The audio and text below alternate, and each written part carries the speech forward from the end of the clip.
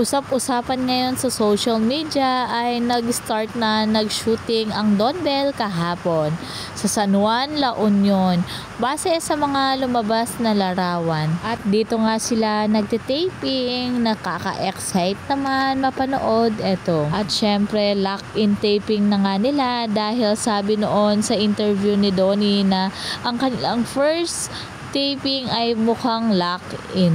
At tuwang-tuwa nga ang dalawa nung may nagbigay sa kanila na baso. Napakasimple lang ang kanilang kaligayahan. Simpleng bagay lang ibigay mo sa kanila ay masaya na ang dalawa at lagi nilang na-appreciate ito. Napansin lang ng mga netizen na kada malapit ang Halloween, laging may lock-in taping ang dalawa. Napakasaya ng mga bubblies nang marinig nila na kinanta ng kapatid ni Donnie ang Sigurado by Bel Mariano. Ihintay lang ng mga bubblies na sana ay mag-collab silang dalawa soon.